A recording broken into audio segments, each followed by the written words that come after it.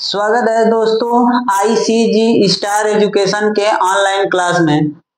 हम शुरू करने जा रहे हैं जवाहर नवोदय विद्यालय परीक्षा का पूरा थ्योरी और प्रैक्टिस क्वेश्चन के साथ पूरी क्लास चलेगी। आज हम पहला चैप्टर स्टार्ट कर रहे हैं जिसमें हम पढ़ेंगे संख्या पद्धति। सबसे पहले हम संख्याओं को लिखना जानेंगे। संख्याओं को लिखना व पढ़ना।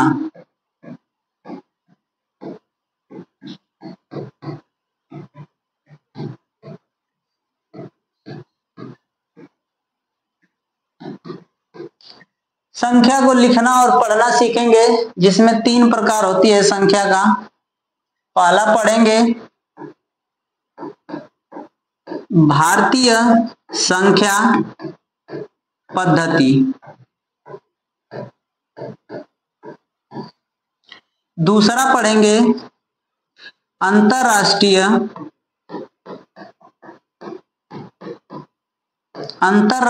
संख्या पद्धति और तीसरा पढ़ेंगे रोमन संख्या पद्धति या रोमन संख्या।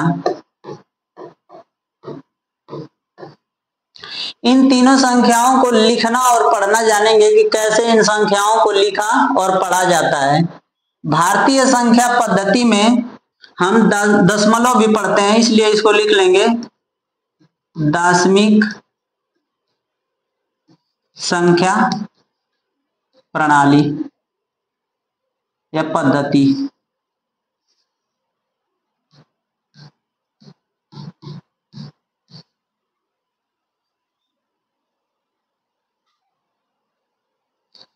एक नंबर में पढ़ेंगे भारतीय संख्या पद्धति।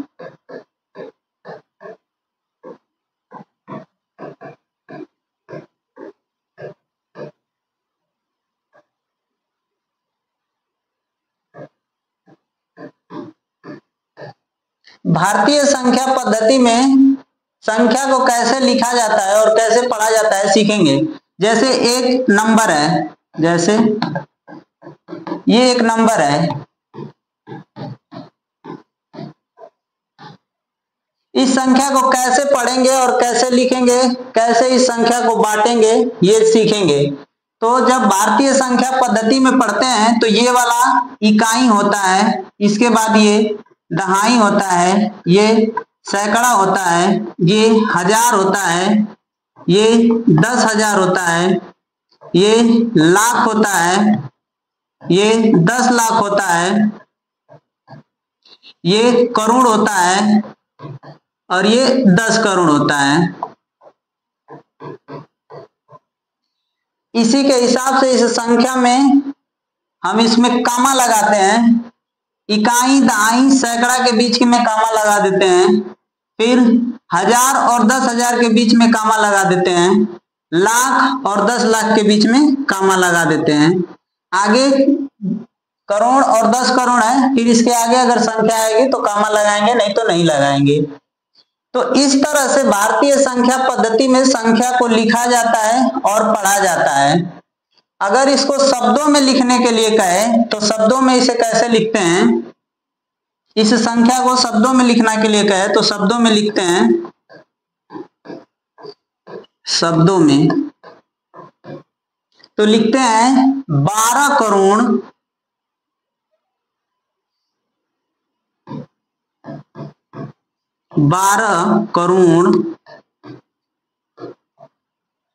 34 लाख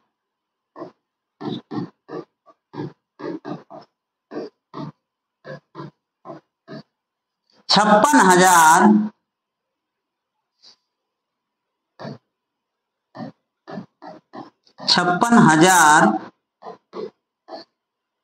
789।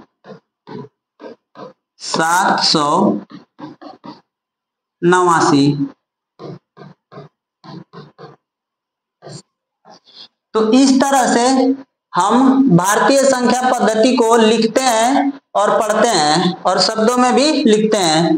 ठीक, अब अगला है अंतरराष्ट्रीय संख्या प्रणाली या अंतरराष्ट्रीय संख्या पद्धति। अंतरराष्ट्रीय संख्या पद्धति। इसमें अगर हम नंबर को लिखें तो जैसे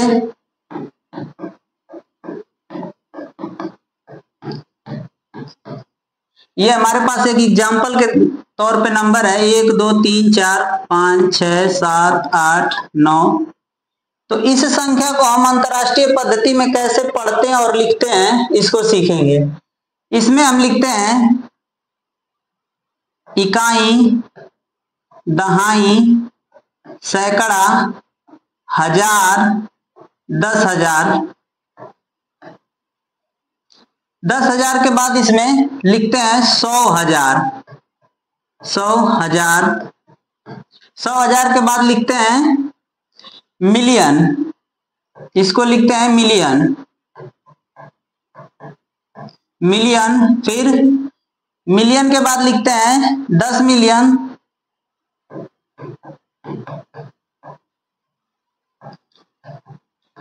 10 मिलियन के बाद लिखते हैं 100 मिलियन।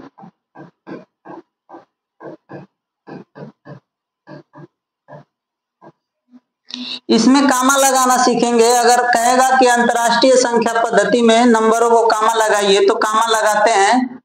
तो इसमें कामा लगाते हैं तो 3-3 के बीच में कामा लगता है। जैसे 3-3 संख्याओं को कामा लगाते हैं तो इसमें 2 कामा लगेगा, एक सैकड़ा के बीच में, एक 100,000 के बीच में और एक 100 मिलियन के बीच में। अगर इधर संख्या आगे होगी तो कामा लगा लेंगे।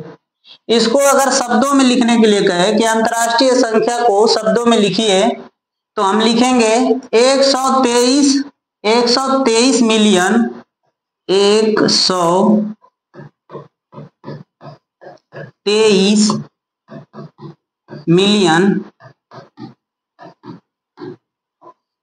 123 मिलियन 456,000 456,000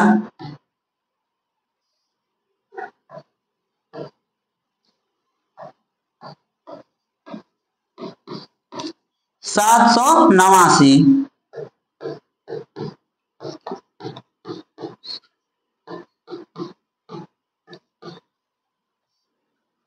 तो इस तरह से हम अंतरराष्ट्रीय संख्या पद्धति को भी सीख गए। अब इसके जितने भी क्वेश्चन होंगे, जब क्वेश्चन के माध्यम से पढ़ाया जाएगा तो पूरी थ्योरी समझ में आ जाएगी कि कैसे है। फिर अगला नंबर सीखेंगे, अगली संख्या पद्धति संख्या में सीखेंगे रोमन नंबर। रोमन नंबर या रोमन संख्या, ये इंपॉर्टेंट है। इसमें जो हमें नंबर पता है उस जैसे कि 1 2 या 1 2 जो गिनती होती है, इसी संख्या से हम रोमन संख्या को समझ सकते हैं। 1 2 3 4 5 6 7 8 9 और 10। ये रोमन नंबर कैसे बनता है? तो जो अंग्रेजी के वर्णमाला होते हैं उन्हीं के माध्यम से रोमन संख्या बनती है, जिसमें हम किस किस संख्याओं का प्रयोग करते हैं।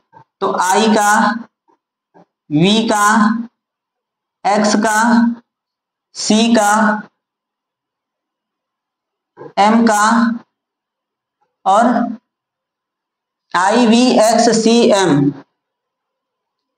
इन संख्याओं के माध्यम से हम इन्हीं संख्याओं को और एक यल का प्रयोग करते हैं और इन संख्याओं के माध्यम से ही हम सभी संख्याओं को लिखते हैं और पढ़ते हैं रोमन संख्या में।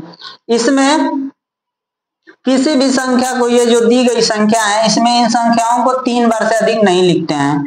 तो अभी देखेंगे कि थ्योरी पढ़ रहे हैं तो पूरा 1 से 100 तक की गिनती रोमन संख्या में लिख लेते हैं। जैसे 1 2 3 4 5 6, तो इसका हो जाएगा 1, ये 2 3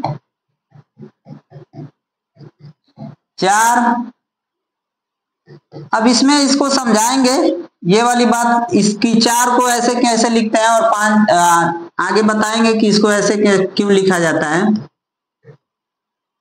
5 4 5 6 7, 8, 9 और 10।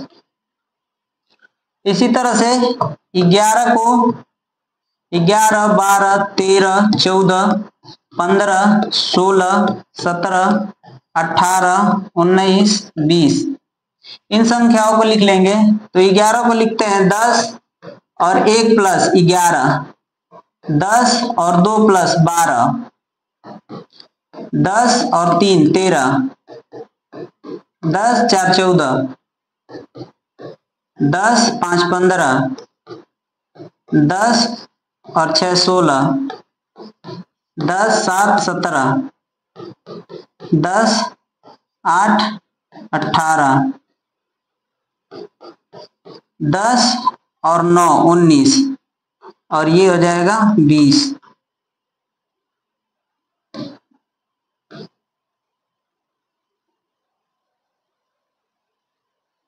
पूरा देखिए, तो इस तरह से पूरा अगर हम रोमन नंबर लिखें तो लिखते रह जाएंगे। किताबों में दिया है, आप किताबों में से देख सकते हैं। हम कुछ बता दे रहे हैं कि कैसे कैसे रोमन संख्या, जैसे अगर ये 20 है, 20 के बाद अगर 21 लिखना हो हमें, तो ये 20 को लिखेंगे डबल एक्स और एक आगे लगा देंगे तो 21 हो जाएगा। ठीक इसी तरह से अगर अब लिखें तो 20 के बाद यहाँ 30 आएगा तो 30 को हम ट्रिपल एक्स लिख सकते हैं, तो ये हो जाएगा 30। इसी तरह से जो मेन संख्याएं बन रही हैं, जैसे आई से, वी से और एक्स से, सी से और एम से और एल से, इनसे बनने वाली संख्या को आपको बता दे रहे हैं, आप चाहें तो सीख सकते हैं। जैसे यल जो होगा, यल होगा 50 के बराबर। तो अगर हमें 60 लिखना हो तो हम लिख सकते हैं कि यल और प्लस 10, इधर साइड लिखते हैं तो प्लस होता है, तो ये हो गया 60। अगर हमें 40 लिखना हो तो यल लिखेंगे और इसके बाएं साइड में लिखेंगे तो ये बन जाएगा 40। ठीक इसी तरह से सी होता है 100, सी होता है 100। अगर 600, अगर हमें 200 लिखना है तो सी लिखेंगे और एक और सी लिख देंगे तो ये हमें 200 मिल जाएगा। किसी भी संख्या को 3 बार से अधिक नहीं लिखते हैं, तो 200 हो जाएगा। अगर हमें 90 लिखना हो तो हमें 90 लिखना है तो सी और इसमें से 10 कम, तो 10 कम यानी कि लेफ्ट साइड में लिख देंगे तो 10 कम, ये 90 हो जाएगा। अगर हमें 110 लिखना है तो सी और इसके आगे राइट साइड में लिख देंगे तो ये हो जाएगा 110। ठीक इसी तरह से जो m के बराबर होगा, m के बराबर 1000 होता है।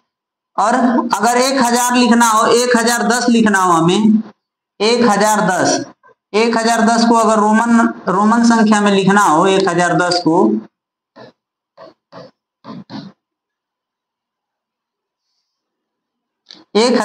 अगर हमें रोमन संख्या में लिखना हो 1010 को, तो हम लिख देंगे यम और इसके आगे 10, तो ये 1010 हो जाएगा।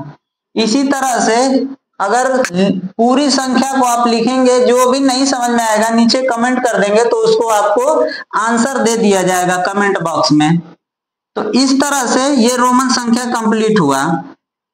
अब इसमें जो हम थ्योरी इतना पढ़े हैं, इसमें कुछ स्थानीय मान निकालना सीखेंगे कि स्थानीय मान क्या होता है। स्थानीय मान, तो स्थानीय मान जैसे कोई भी अगर संख्या दे दें हमें और इसमें से किसी भी अंक का अगर स्थानीय मान पूछे, तो स्थानीय मान वही मान होता है कि वह संख्या किस स्थान पे है। जैसे देखेंगे तो ये इकाई, दहाई, सैकड़ा, हजार और ये 10,000 और ये लाख है। अगर हमसे पूछे कि एक का स्थानीय मान क्या होगा, तो एक का स्थानीय मान हमें ज्ञात करने के लिए हम 1 लाख का ऐसे स्थानीय मान निकाल देंगे, 1 गुणते 1 लाख, तो ये हो जाएगा 1 लाख। तो 1 का स्थानीय मान जो होगा वो 1 लाख हो जाएगा। अगर 5 का पूछ ले तो 5 का हम स्थानीय मान निकालें कि बताइए कि 5 का स्थानीय मान क्या होगा, तो हम 5 का स्थानीय मान देख लेंगे कि 5 किस स्थान पे है। तो 5 है हमारा इकाई, दहाई, सैकड़ा और हजार पे, तो 1000 से गुणा कर देंगे तो हमारा ये 5000 आ जाएगा। इसी तरह से स्थानीय मान के बाद हमसे जातीय मान पूछता है जातीय मान। जातीय मान वह मान होता है जो संख्या जिस स्थान पे है वही उसका स्थान जातीय मान हो जाता है। जैसे अगर ये संख्या दी गई है और इसमें पूछे कि किसी संख्या 5 का जातीय मान बताइए, तो 5 का जातीय मान 5 हो जाएगा। अगर 3 का जातीय मान पूछे तो 3 का जातीय मान 3 हो जाएगा। इस तरह से इन सभी संख्याओं का अगर जातीय मान पूछे तो वही होता है। दो बातें और सीखेंगे इस क्लास में, एक उत्तरवर्ती और एक पूर्ववर्ती।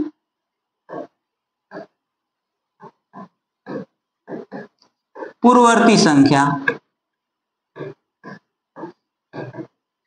पूर्ववर्ती संख्या वह संख्या होती है किसी भी दी गई संख्या की ठीक पहले की संख्या को हम पूर्ववर्ती संख्या कहते हैं। अर्थात अगर किसी संख्या में से -1 कर दिया जाए तो वह संख्या पूर्ववर्ती संख्या होगी।